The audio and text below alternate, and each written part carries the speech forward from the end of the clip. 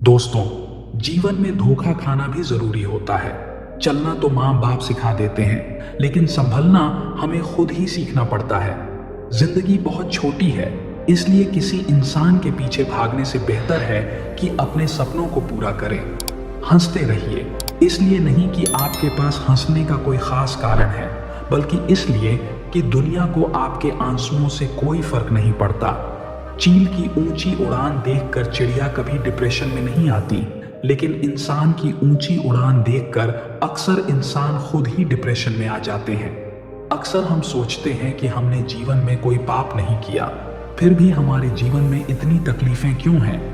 ये तकलीफें लोगों की बुराई करने के कारण आती हैं। दूसरों के पाप कर्मों से उपजी ये बुराइयां बुराई करने वाले के पास आकर उसे भी घेर लेती हैं। बहुत समय पहले की बात है। एक गांव में एक गरीब पंडित अपनी पत्नी के साथ रहता था। एक दिन पंडित किसी काम से शहर गया हुआ था। जब वह वापस अपने गांव लौट रहा था, तब रास्ते में उसने देखा कि एक चिड़िया खेत में बैठकर एक रोटी खाने की कोशिश कर रही थी। पंडित ने उस चिड़िया की चोंच से रोटी छीन ली। चिड़िया, जिसे अपने खाने से वंचित कर दिया गया था, निराश होकर आकाश की ओर देखते हुए बोली, दूसरों को दुख देना उचित नहीं है। उस दिन चिड़िया बहुत दुखी हो गई। वह जब भी उस रोटी के बारे में सोचती, पंडित को श्राप देती और कहती, जिस तरह तुमने मुझे निराश किया है, एक दिन तुम्हें भी इसी तरह निराशा का सामना करना पड़ेगा। रोटी की चिंता में डूबी चिड़िया ने कुछ दिनों तक कुछ नहीं खाया और आखिरकार भूख से मर गई। इधर पंडित वह रोटी खुशी खुशी अपने घर ले आया और परिवार के साथ खा ली। कुछ समय बाद पंडित के घर एक पुत्र का जन्म हुआ। वह लड़का इतना सुंदर था कि जो भी उसे देखता अपने हाथों में उठा लेता। उसकी सुंदरता और गुण देखकर माँ बाप उसकी देखभाल में इतने खो जाते कि भूख प्यास का भी एहसास नहीं होता था। धीरे धीरे वह लड़का बड़ा होने लगा और उसकी रूप गुण से भरपूर व्यक्तित्व ने माँ बाप की खुशी को और बढ़ा दिया। लड़का इतना प्यारा था कि माँ बाप उसके बिना एक पल भी नहीं रह पाते थे। लेकिन जब वह युवक बना, तभी विधाता की विडंबना के चलते निष्ठुर काल ने पंडित और उसकी पत्नी की सारी खुशियां छीन ली। जिस दिन उनका बेटा मृत्यु को प्राप्त हुआ, उस दिन से माँ बाप के आंसू रुकने का नाम नहीं ले रहे थे। दोनों ने खाना पीना छोड़ दिया और दिन रात छाती पीटते हुए कहते, पत्थर दिल यमराज ने हमें जीते जी मार दिया। अगर किसी को सुबह शाम ऐसे ही सताया जाए तो उसे कैसा लगेगा? पंडित रोज अपने बेटे के लिए रोता और यमराज को कोसता। उसे इस तरह से तड़पते देख एक दिन यमराज ने उसके सपने में आकर कहा, तुम अपने बेटे के लिए सिर पटक कर रो रहे हो। अगर उसे देखना चाहते हो तो मेरी एक बात माननी होगी। कल तुम भीतर से दरवाजा बंद करके अपने पूजा घर में सो जाना और अगले 2 दिन तक किसी को भी तुम्हें जगाने मत देना। अगले दिन ब्राह्मण ने अपने सपने के बारे में विस्तार से अपनी पत्नी को बताया और यमराज के कहे अनुसार पूजा घर में जाकर सो गया। जब पंडित गहरी नींद में था, तब यमदूत आए और पंडित का शरीर वहीं छोड़कर उसकी आत्मा को यमपुरी ले गए। यमपुरी पहुंचकर पंडित ने वहां कई अद्भुत दृश्य देखे। उसने देखा कि कहीं पापियों को यमदूत पीट पीट कर उन्हें दर्द दे रहे थे, तो कहीं भयंकर पापियों को नरक कुंड में धकेला जा रहा था। यमदूतों के झुंड हर तरफ घूम रहे थे और जोर जोर से शोर मचा रहे थे। ये भयानक नजारे देखकर पंडित के होश उड़ गए और वह डर के मारे कांपने लगा। यमदूत उसे यमराज के पास ले गए। पंडित को थरथराते हुए देखकर यमराज ने कहा, पुजारी, डरो मत, तुम्हें यहाँ कुछ नहीं होगा। जरा इन नौजवानों की तरफ देखो, क्या इनमें से कोई तुम्हारा बेटा है? पंडित ने उन नौजवानों की तरफ नजर दौड़ाई और अपने बेटे को वहां मौजूद पाया। बेटे को देखकर पंडित खुशी से यमराज से बोला, जी महाराज, वही मेरा बेटा है। पंडित का उत्तर सुनकर यमराज ने कहा, उसे यहां बुलाओ। अगर वह नहीं आता तो जाकर उसे खुद लेकर आओ। पंडित ने अपने बेटे को आवाज दी, लेकिन उसने कोई प्रतिक्रिया नहीं दी। तब पंडित उसके पास जाकर बोला, मेरे बच्चे, मैं तुम्हें लेने आया हूं, चलो मेरे साथ। पंडित ने कई बार ऐसा कहा, लेकिन बेटे ने उसकी तरफ देखा भी नहीं। आखिरकार पंडित ने उसके हाथ को पकड़ा और कहा, मेरे बच्चे, इधर देखो, मैं तुम्हारा पिता हूं। यह सुनकर बेटे ने बाप की तरफ गुस्से में चिल्लाते हुए कहा, तुम मुझे बेटा क्यों कह रहे हो? मैं तुम्हारा बेटा नहीं हूं। याद है जब तुमने एक चिड़िया से उसका खाना छीन लिया था? उसी का बदला लेने के लिए मैंने तुम्हारे घर में जन्म लिया था। अब समझ आया? जैसे तुमने उस चिड़िया को तकलीफ दी थी, वैसे ही मैंने तुम्हारे दिल को दुख देकर बदला लिया। बेटे के इस जवाब से पंडित हक्का बक्का रह गया और उदास होकर यमराज से बोला, वह मेरा बेटा नहीं है। पंडित की बात सुनकर यमराज ने कहा, तुम लोग बेवजह मुझे कोस रहे थे, अब समझ में आया कि असली गलती किसकी थी। इतना कहकर यमराज ने दूत को इशारा किया और दूत पंडित की आत्मा को वापस उसके पूजा घर में ले आया। उसकी आत्मा को शरीर में डालकर यमदूत वहां से चला गया। जागते ही पंडित ने अपनी पत्नी को सपने का सारा हाल बताया। उसके बाद पंडित और उसकी पत्नी ने अपने दिवंगत बेटे की याद में आंसू बहाना बंद कर दिया। किसी के बारे में बुरा बोलना, चुगली करना, ईर्ष्या और जलन का भाव रखना, ये सभी आदतें आपकी तरक्की और खुशियों को रोक देती हैं और आपके जीवन पर गहरा प्रभाव डालती हैं। कर्म ऐसी चीज है जिसे बुलाने की जरूरत नहीं पड़ती। जो हम बोते हैं वही हमें मिलता है। कर्म का फल देर सवेर सामने आता ही है। एक गांव में दो कुत्ते रहते थे जो बहुत अच्छे मित्र थे। एक कुत्ता काले रंग का था जिसे कालू कहते थे और दूसरा लाल रंग का था जिसे लालू कहते थे। एक दिन उन्होंने तीर्थ यात्रा पर जाने का निश्चय किया। हालांकि उन्हें रास्ता नहीं पता था। उन्होंने सोचा कि यात्रा शुरू करते हैं, रास्ता अपने आप मिल जाएगा। एक दिन वे दोनों तीर्थ यात्रा पर निकल पड़े। चलते चलते उन्हें एक गांव दिखाई दिया और रात भी हो चुकी थी, इसलिए वे एक पेड़ के नीचे सो गए। थके होने के कारण वे गहरी नींद में सो गए। सुबह उठने के बाद उन्होंने अपनी यात्रा फिर से शुरू की। एक गांव पार करने के बाद जब वे दूसरे गांव के पास पहुंचे तो उन्हें भूख लगने लगी। वहां उन्हें 4-5 चूहे दिखाई दिए। लालू की पूंछ खड़ी हो गई और वह कालू से बोला, क्यों गंडक जी, अगर आप इजाजत दें तो मैं इन चूहों की चटनी बना दूं? लेकिन कालू ने सिर हिलाते हुए कहा, नहीं भाई लालू जी, हम तीर्थ यात्रा पर हैं और इस यात्रा के दौरान किसी जीव की हत्या करना पाप है। हमें ऐसा कुछ खाना चाहिए जिससे हमारी तीर्थ यात्रा भंग न हो और किसी जीव का नुकसान भी न हो। दोनों कुत्ते एक मोड़ पर रुक गए जहां एक मंदिर था। कुछ देर आराम करने के बाद दोनों ने फैसला किया कि वे अलग अलग दिशाओं में चलेंगे और जो भी मिलेगा वही खा लेंगे।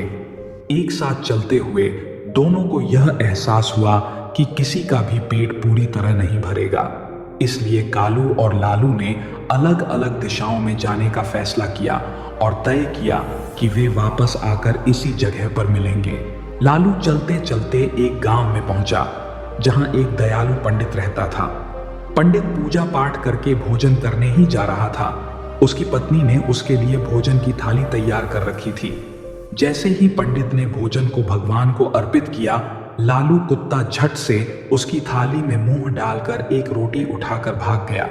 पंडित ने ईश्वर का नाम लेकर हाथ धोकर थाली से उठ गया। पंडित ने अपनी पत्नी से कहा, बेचारे गंडक जी कितने भूखे हैं, इन्हें ही यह भोजन की थाली दे दीजिए। पंडित की पत्नी गुस्से में बोली, आप क्या कह रहे हैं? इस गंडक जी को यह थाली? इसमें तो इतने सारे पकवान हैं, 2 तरह की सब्जी, अचार, दही, खीर और पूरी। पंडित ने दयालु भाव से कहा, तुम सही कहती हो, लेकिन ये भी भूखे हैं। मान लो कि यह थाली इनके भाग्य में लिखी थी, इसलिए इन्हें ही दे दो। इसके बाद पंडित ने लालू कुत्ते को दिल खोलकर भोजन कराया। लालू ने खुशी खुशी उसे आशीर्वाद दिया। उधर कालू एक किसान के घर पहुंचा। किसान अपने खेत में काम कर रहा था और जंगली जानवरों को खेत से बाहर निकाल रहा था। किसान की पत्नी ने उसके लिए थाली में भिंडी की सब्जी और बाजरे की रोटियां रखी थीं। खेत का काम पूरा करने के बाद किसान जैसे ही खाना खाने के लिए बैठा, कालू ने तुरंत उसके भोजन में मुंह डालकर रोटी का एक टुकड़ा तोड़ा और भाग गया। किसान गुस्से में तमतमा गया। उसकी आंखें अंगारों की तरह लाल हो गईं।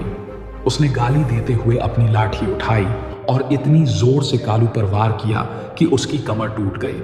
पीड़ा से चिल्लाते हुए कालू भाग भी नहीं सका और किसान ने उसे 3-4 और लाठियां मार दी।